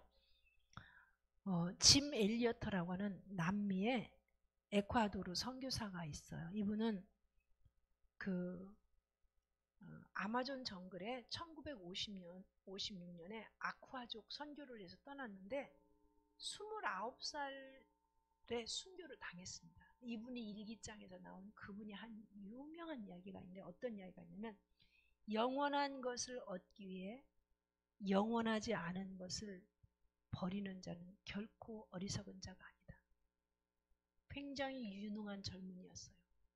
그런데 아무도 알아주지 않고 아주 소수 부족이 있는 그 아마존 정글, 지금도 가기를 꺼려하는 우리 목사님 친구 한 분은 그 아마존 정글로 선교를 하러 갔다가 그 풍토병에 걸려서 사망 선고를 받았어요. 그래가지고 치료가 안 된다 그러는데 한국에 나와서 하나님의 은혜로 치료가 돼가지고 보통 사람 같으면 그러면 선교를 포기할 수 있잖아요. 근데 그 몸을 가지고 이제 도저히 아마존을 갈 수가 없어. 몸이. 그러니까 이분이 두 번째 선택한 지역이 뭐냐면 아프리카 이디오피아 공산주의가 하면서 너무너무 못 사는 그 나라에 들어가서 지금 선교를 하고 있어요. 우리가 따라갈 수 없는 선택을 하는 분들이에요. 그분들이 만난 예수님, 만난 그 하나님이 어떤 분이길래 그렇게 선교하다가 죽을 병에 걸려는 나으니까 또 오지 중에 오주인 아프리카를 선택해. 저는 존경합니다. 그런 분들. 그곳에 가서 신학교를 세우고 의과대학을 세워가지고 아프리카에서 명문대학을 만들어서 복음을 전하고 있고 교회를 수도 없이 개척하고 세워나가고 실제로 지금 그 사역을 하고 있어요. 존경해요. 같은 연배의 분인데도 예수님을 사랑하는, 세상에선 바보 같은 선택인데 얼마나 하나님을 사랑하면 그런 선택을 할 수 있겠습니까? 자, 이 짐 엘리오토라는 사람이 한 유명한 얘기예요. 영원한 것을 얻기 위해 영원하지 않은 것을 버리는 자는 결코 어리석은 것이 아니다. 여러분, 우리의 생명은 한 번 죽는 것은 하나님이 정하신 거예요. 복음을 전하다가 풍토병에 걸려 죽을 수도 있고 코로나로 인해서 죽을 수가 있어요. 저는 너무 이번 주간이 마음이 어려웠어요. 생각하면 자꾸 눈물이 나고. 왜냐하면 우리가 그 무학교에 목사님 부목으로 있을 때 그때 콜롬비아에 선교로 갔던 목사님 부부가 있었는데 그 목사님이 콜롬비아로 선교를 가가지고 10년 선교하고 너무 무리해가지고 폐가 썩어가지고 49살에 죽었어요. 그 남매하고 사모님 남겨놓고 죽었는데 그 사모님이 정말 기도를 많이 하는 분이었고 근데 돌아가고 났는데 돈이 아무것도 없어. 그래갖고 무학교에서 장례를 치렀는데 이분이 실족할 만도 하잖아요. 기도하고 신학교 갔어요. 이분은 오랫동안 선교지에 있었고 그랬기 때문에 일반 교회에서 사역하기는 좀 쉽진 않아서 그래서 저희가 그분을 저희 성곽교회로 불러서 같이 사역을 하고 거기서 은퇴를 하고 지금 성곽교회 은퇴하고 나서 계속 중보하면서 섬기고 계세요. 그래서 그분이 49살에 가는 걸 보고 너무 마음이 아파가지고 참 많이 가슴앓이를 했거든요. 근데 그저께 인도에서 우리가 같이 선교지에 가서 선교도 했던 분이 젊은 나이에 51살인데 코로나로 갑자기 죽었어요. 이분들이 우리보다 못나서입니까? 믿음이 없어서입니까? 저주받아서입니까? 그런 거 아니잖아요. 복음 때문에 뭐 코로나가 저기 하고 그러면 한국에 나올 수도 있잖아요. 근데 그 땅에서 그 가난하고 어려운 지역에 가서 사람들에게 복음을 전하고 하다가 뭐 개념이 없는 지역이니까 비위생적인 의료시설도 완전히 엉망이니까 그냥 치료 못 받고 그 사모님은 지금 코로나로 중환자실에 아직도 누워있고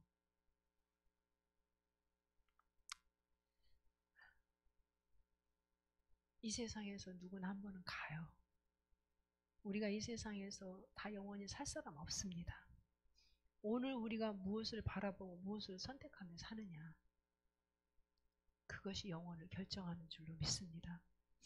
저는 이분들의 죽음을 보면서 지금 한국의 선교사들이 열악한 지역에서 많이 죽어가고 있어요.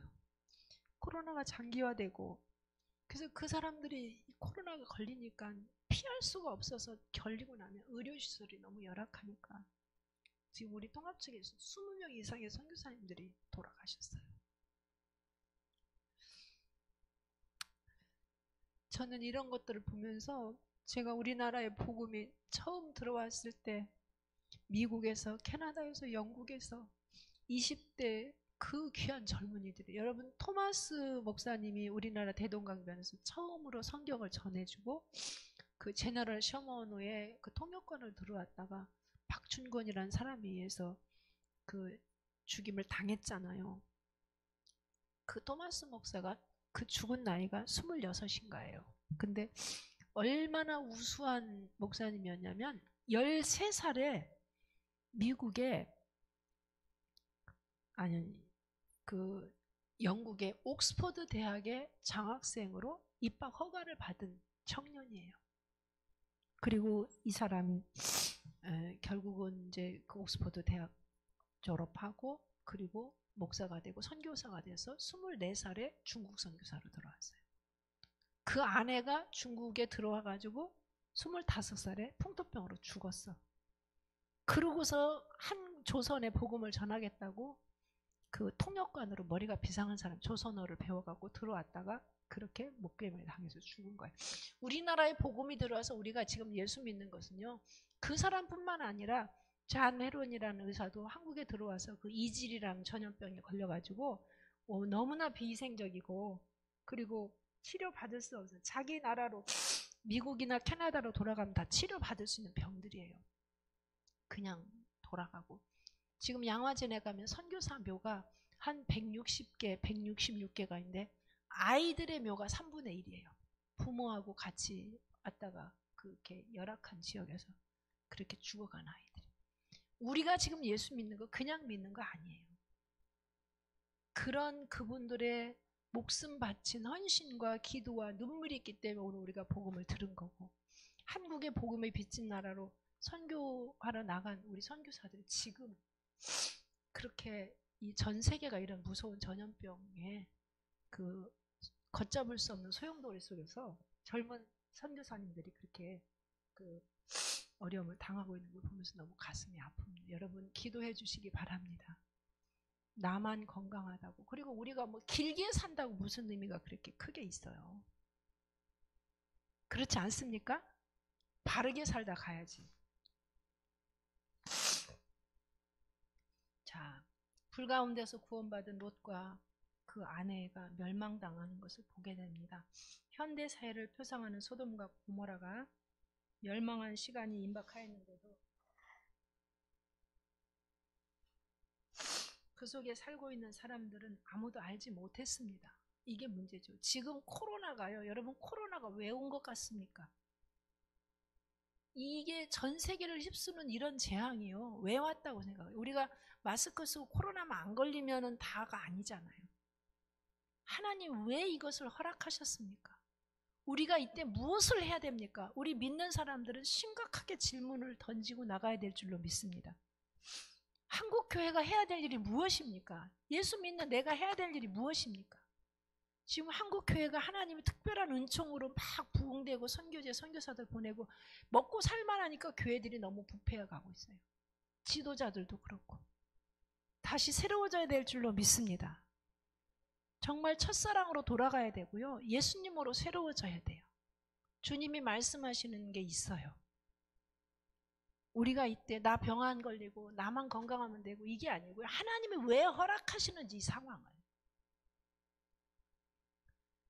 자, 소돔과 고모라, 이 하나님이 심판하실 수밖에 없는 상황을 하나님이 알려준 한 사람이 있었어요. 아브라함에게 하나님이 알려주십니다.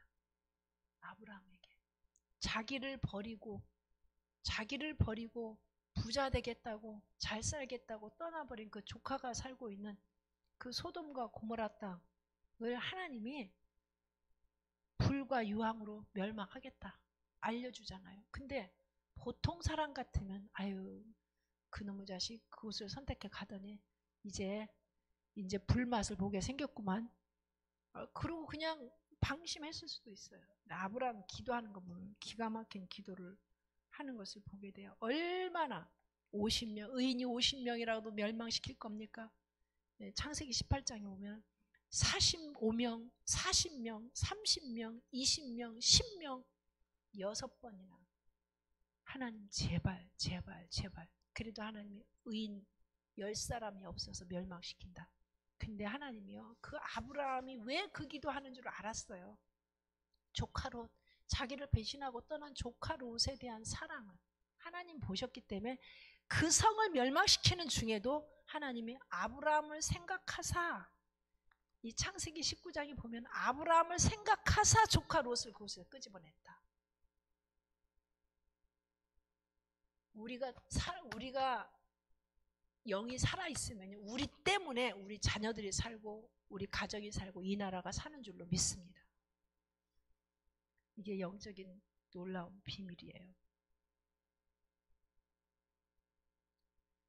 그럼에도 불구하고 롯은 이미도 그 소돔과 고모라 땅을 선택해서 들어가서 너무나 많이 병들어 있었어. 구원은 받았는지 모르지만 너무나 많이 죄악으로 물들어 있었어. 거룩함이 상실돼 있었어. 하나님 백성답지 않은 그러한 그 생각과 삶이 그 속에서 살다 보니까 자기도 모르게 젖어 있었어.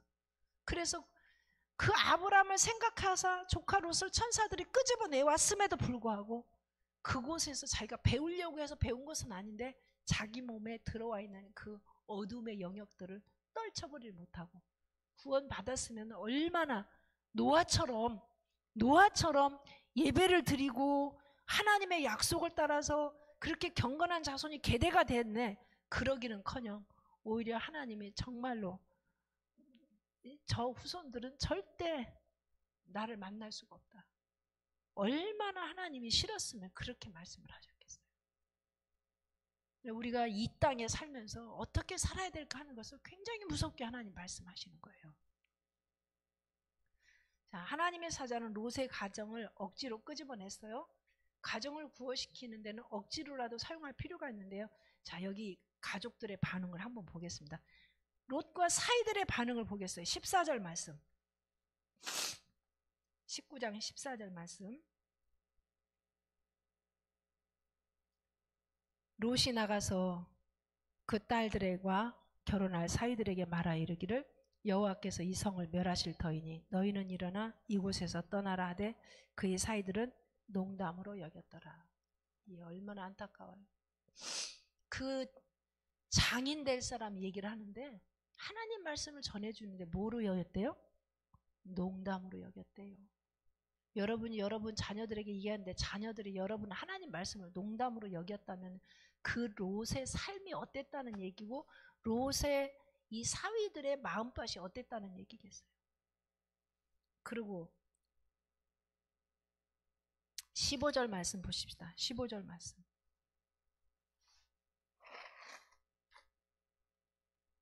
같이 보겠습니다. 동틀 때에 천사가 롯을 재촉하여 이르되 일어나 여기 있는 내 아내와 두 딸을 이끌어내라. 이 성의 죄악 중에 함께 멸망할까 하노라. 롯에게 부탁한 게 뭐냐면 네 가족들 이끌어내라는 거. 여러분 자녀들을 이끌어내고 계십니까? 이끌어내고 계시냐고요. 끌어내라는 거예요. 그냥 좋은 말로 해서 가자 해서 안 가면 끌어내라는 거예요. 자, 17절 말씀 보겠습니다. 17절 말씀.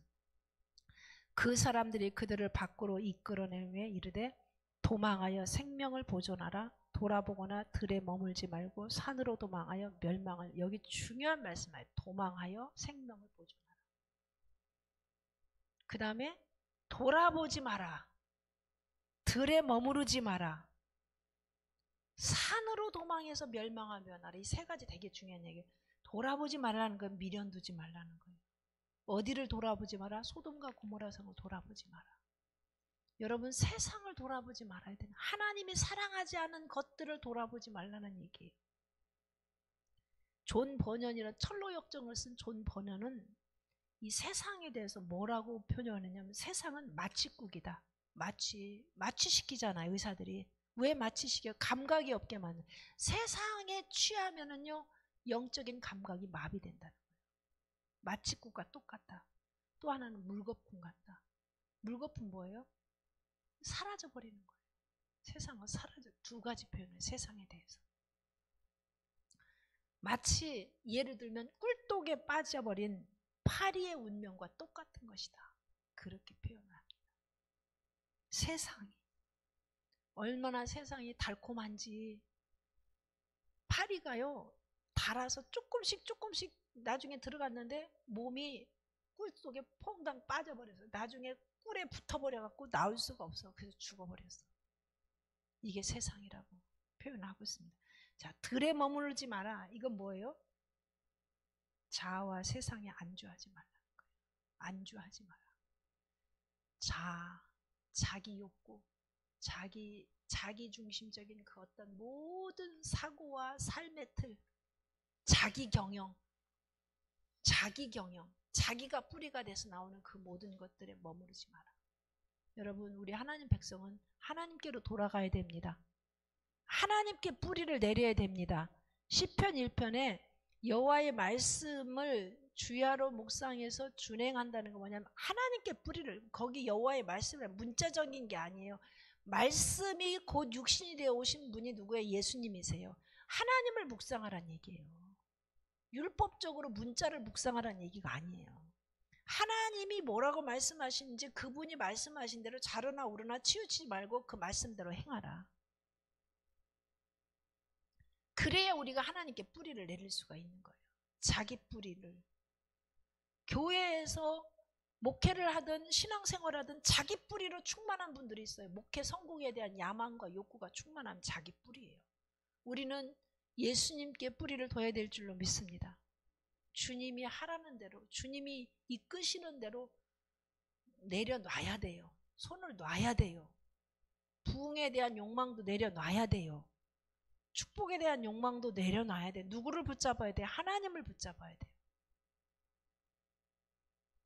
그리고 산으로 도망하라. 이건 뭐예요? 구별된 삶을 얘기하는 거예요. 그 땅에 머무르고 있다가는 그냥 멸망할. 왜? 그 땅에 있는 모든 사람들이 하나님을 거역하고 하나님을 배신하고 자기 욕구대로 살다 보니까 이제는 하나님이 심판하실 수밖에 없어. 지금 이 세상이 그렇단 말이에요. 세상에 있는 사람을 정죄하라는 얘기가 아니에요. 우리가 세상을 떠날 수는 없어요. 세상 속에 살아요. 그 속에 살면서 하늘의 법을 따라 우리 자신을 지켜야 되는 거예요. 우리 스스로는 못 지켜요. 그래서 우리 안에 우리로 하여금 그것을 지키며 살 수 있도록 하기 위해서 존재이신 그분이 우리 안에 영으로 와 계십니다. 그래서 예수님을 나의 주인 삼고 그분의 이끌림을 따라 살아가는 거예요. 그거 외에는 다른 길이 없습니다. 네, 여기 안타까운 게 롯의 아내가 멸망한 이유, 그거 한번 보겠습니다. 26절 말씀. 26절 말씀. 읽겠습니다. 롯의 아내는 뒤를 돌아보았으므로 소금 기둥이 되었더라. 천사의 손에 잡아 끌려 나오긴 했지만 구원을 이루지 못한 거예요. 돌아보지 말라고 했는데 돌아봤어요. 미련 때문에. 여러분, 말씀을 들으면서도 은혜를 받으면서도 세상 줄을 끊지 못합니까? 미련 때문에. 이게 구원의 완성을 어떻게 해야 이루는지, 하나님을 쫓든지 세상을 쫓든지, 여호수아가 이스라엘 백성들 향해서 던진 결단의 촉구, 엘리야가 갈멜산에서 바알 선지자들과 대결해서 승리한 다음에 던진 그런 그 촉구예요. 하나님이 신이면 하나님을 따르고 세상의 바알이시면 바알을 따라. 여러분, 세상에 우리를 유혹합니까? 세상에 보암직하고 먹음직하고 쥐렵게 할 만큼 탐스러운 것이 있어요. 하나님 없는 그곳에 있다고요. 근데 그곳에 하나님의 사랑이 없다는 걸 우리는 알아야 됩니다.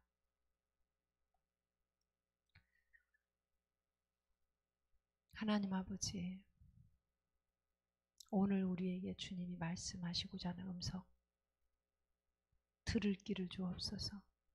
성령의 교회들에게 하시는 음성을 들을 길을 주옵소서. 붙잡게 하시옵소서. 아브라함처럼 순전한 마음 주시고 다 잃어버린 것 같아도 하나님을 붙잡을 수 있도록 하나님 안에 모든 것이 있사오니 생명이 있고 구원이 있고 축복이 있고 영원한 삶이 있는 것을 믿습니다. 우리를 은혜로 지켜주시고 우리 자녀들을 지켜주시고 이 교회를 지켜주옵소서. 예수님 이름으로 기도드립니다. 아멘. 할렐루야. 수고하셨어요. 할렐루야. 네, 이 항상 토요일 날 1시 반까지 이렇게 1시 40분까지 오셔가지고 찬양하시